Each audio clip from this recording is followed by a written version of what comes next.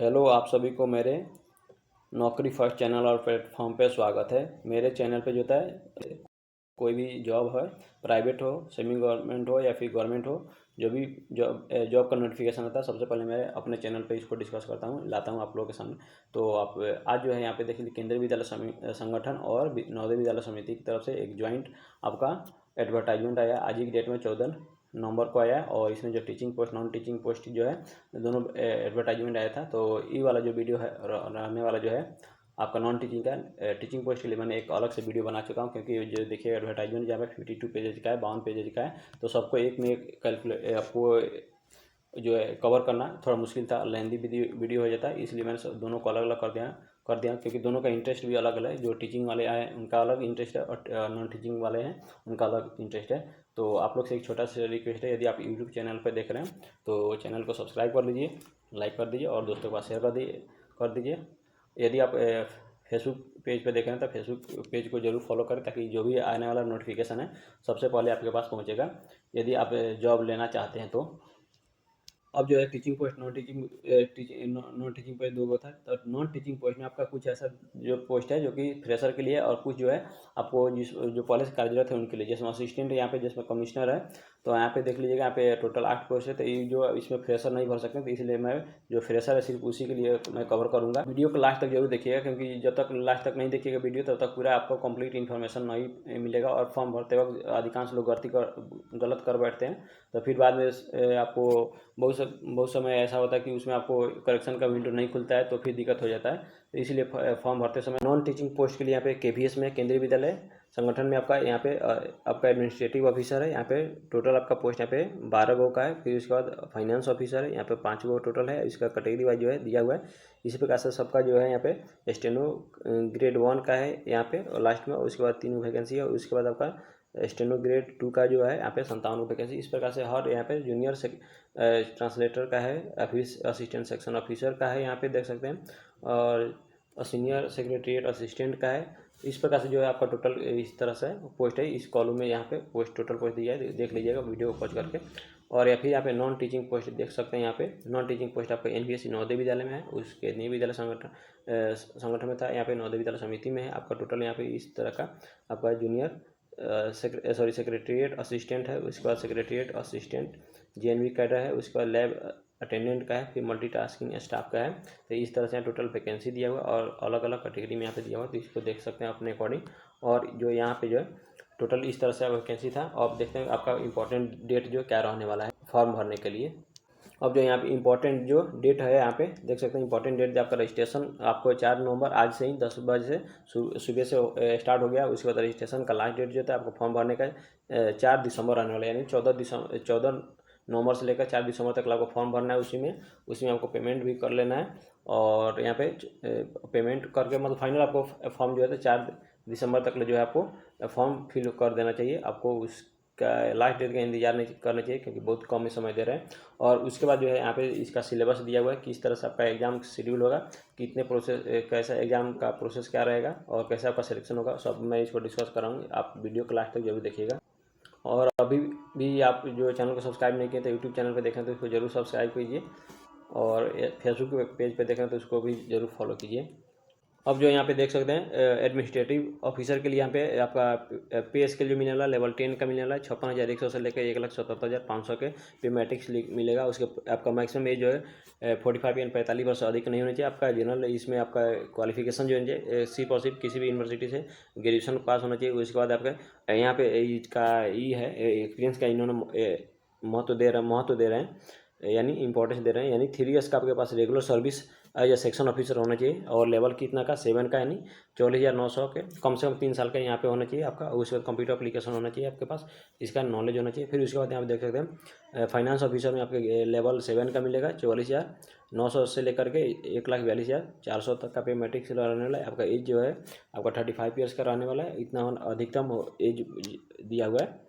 Minimum age का कोई मतलब इन्होंने चर्चा नहीं किया है, तो आपका मिनिमम एज वही होता है कि कम से कम आपका 21 ईयर होना चाहिए। और उसके बाद जो है यहाँ देख सकते हैं इसमें, और ये आपका एक्स्ट्रा में इसमें भी ग्रेजुएशन ही चाहिए। यहाँ पे आपका ग्रेजुएशन डिग्री चाहिए आपके पास।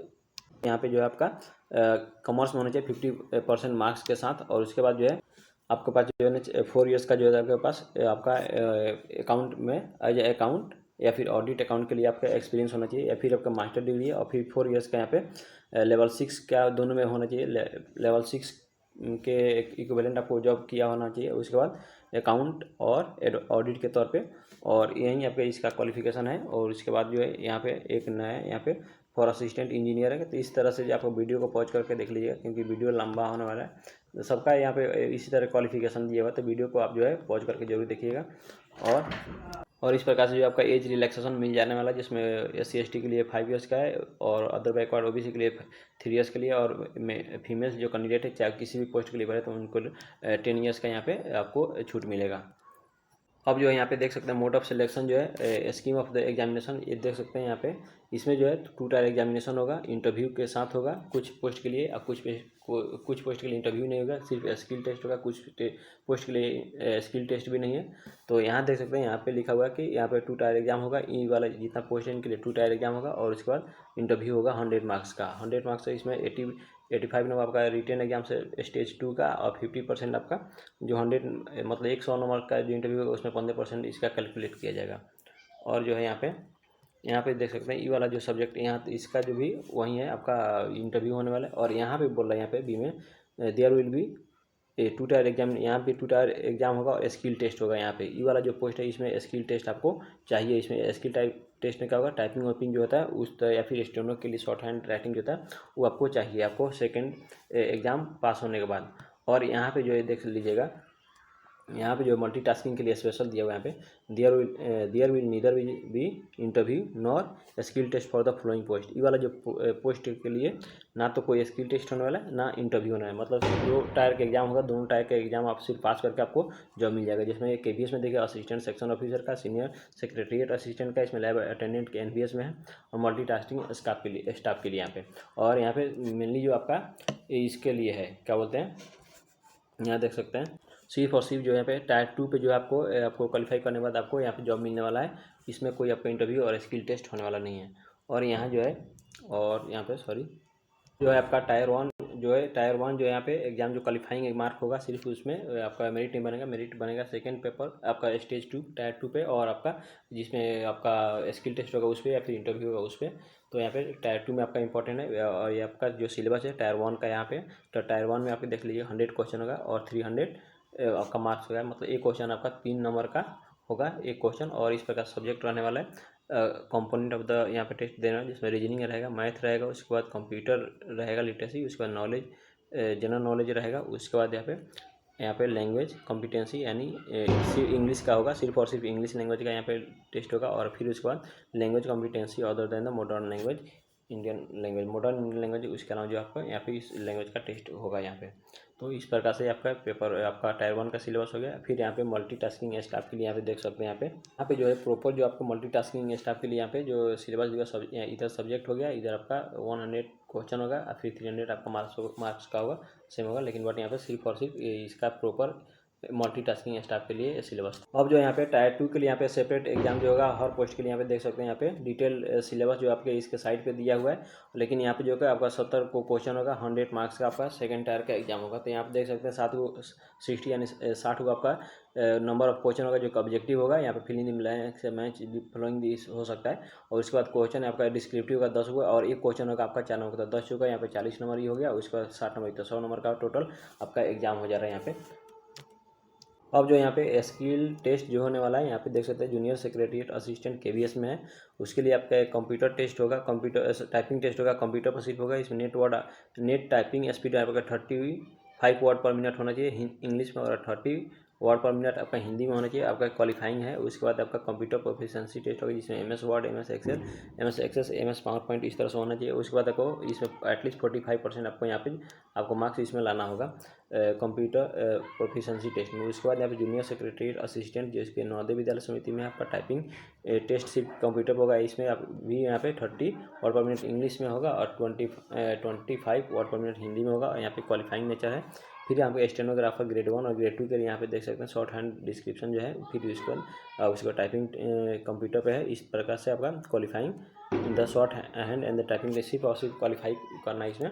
तो इस प्रकार से आपका ये जो आपका स्किल टेस्ट रहा, उसके बाद यहाँ पे कंप्यूटर प्रोफिशिएंसी टेस्ट भी है इसमें आपका स्टेनो ग्रेड में।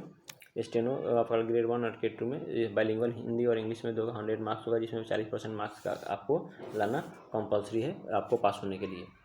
तो इस प्रकार से जो भी मतलब इंपॉर्टेंट पॉइंट था मैंने उसको डिस्कस कर दिया। अब आप लोग फॉर्म विदाउट डिले आप फॉर्म भर सकते हैं, डिले मत कीजिए, लास्ट टाइम का इंतजार नहीं कीजिए, क्योंकि ऑल इंडिया से फॉर्म भराने वाला तो यहाँ पे सर्वर डाउन भी हो सकता है। और आप लोग से एक छोटा सा रिक्वेस्ट, अभी भी आप सब्सक्राइब नहीं किए तो यूट्यूब पर देख रहे हैं तो चैनल को सब्सक्राइब कर दीजिए, लाइक कर दीजिए, शेयर कर दीजिए, और यदि आप फेसबुक पेज पर देख रहे हैं तो उसको पेज को फॉलो कीजिए। थैंक यू, धन्यवाद।